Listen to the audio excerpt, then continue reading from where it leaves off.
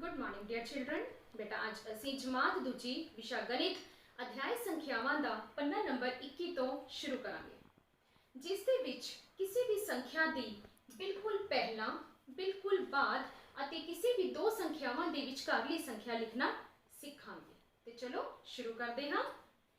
ਪਹਿਲਾਂ ਆਉਣਾ ਕੀ, ਬਾਅਦ ਵਿੱਚ ਆਉਣਾ ਕੀ ਵਿਚਕਾਰ गिनती सीधी पुठी करिए करिए सोच विचार।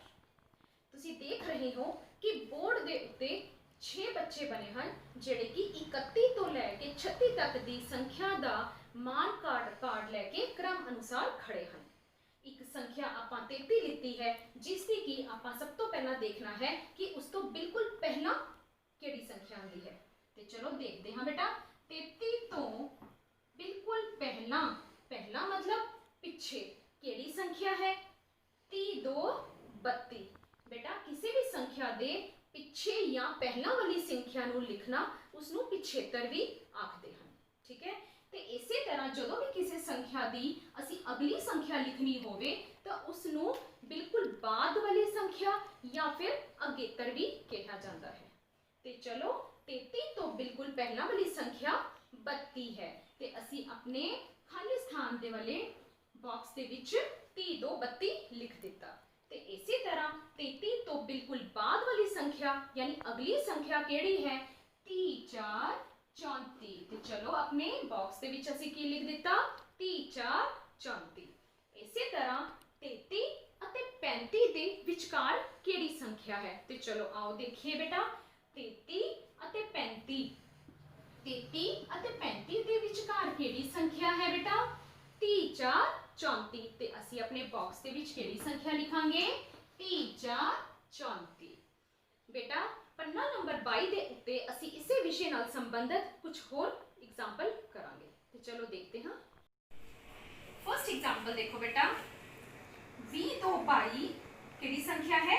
20 2 22 खाली स्थान 20 4 24। इसका मतलब असी की देखना है कि 22 ते 24 दे विचकारली संख्या केड़ी है।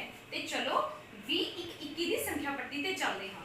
20 1 21 तो 30 तक दी संख्या पट्टी ते नजर मारते हाँ कि 22 ते 24 दे विचकार केड़ी संख्या है। देखो बेटा 20 2 22 20 4 24 इस दे विचकार केड़ी संख्या है? यस 20 3 23। ठीक है बेटा। इसका मतलब असी अपने खाली स्थान दे विच की लिखांगे? 20 3 23। हुण तुसीं बोल के भी देख सकते हो।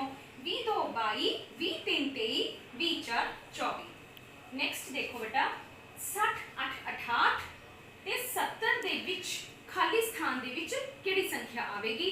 ते चलो 60 1 61 वाली संख्या पट्टी ते चलते हाँ। 60 1 61 वाली संख्या पट्टी है 60 1 61 तो 70 तक दी, जिस दे विच तुसीं देखना है कि 60 8 68 तो अगे की आंदा है। देखो बेटा 60 8 68 तो अगे आंदा है 60 9 69।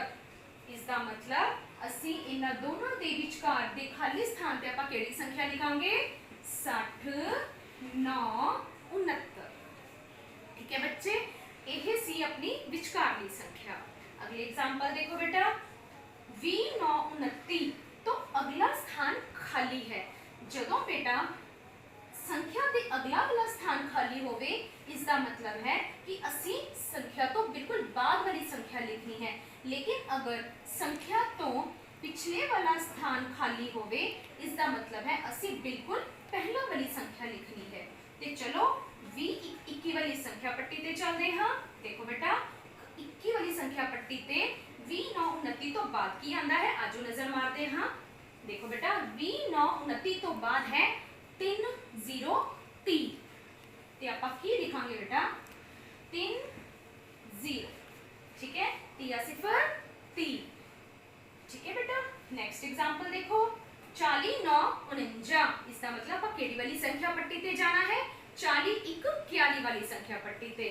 ते चलो संख्या पट्टी ते देखो 40 9 49 किथे है? आ देखो 40 9 49 ते उस तो ऊपर की आंदा है यानी उस तो पहला वाली संख्या केड़ी है? उस तो पहला है 40 8 48। ठीक है बेटा।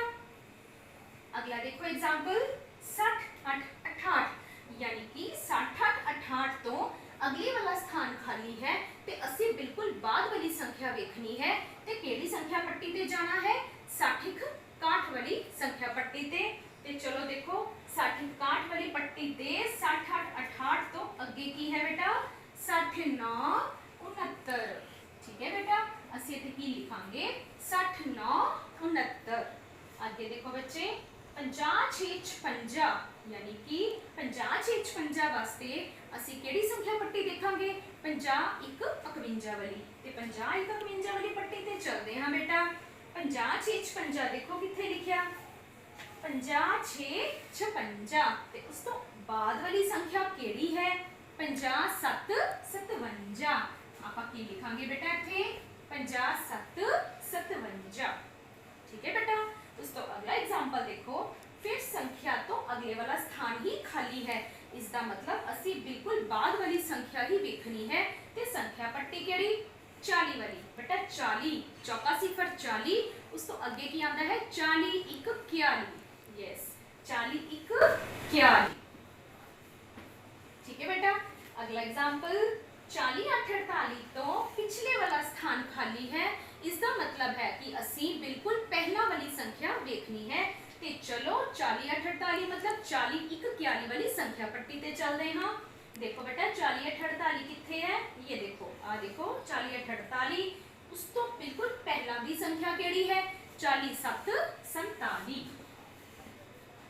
ठीक है बेटा, एक गल ध्यान देखो तुसी आ लिटवी लाइन दे विच संख्या पट्टी है, एक खड़वी लाइन दे विच अपनी संख्या पट्टी है। जदों तुसी लिटवी लाइन दे विच संख्या पट्टी ते संख्या लभनी है ते तुसी अगली वाली देखनी है बिल्कुल बाद ते जे पहला वाली देखनी है ता पिछे वाली। लेकिन जदों अपनी संख्या पट्टी खड़वी होवे ता जदों अगली वाली संख्या देखनी है सपोज 62 तो अगली वाली संख्या देखनी है ते अगली मतलब नीचे वाली ते जदों बिल्कुल पहला वाली देखनी है इसका मतलब है ऊपर वाली। ठीक है बेटा, तुसी हुण तुहाडा होमवर्क है कि तुसी पेज नंबर 21 ते 22 ते आए सवालों की दोहराई करनी है, इसनू कंप्लीट करना है।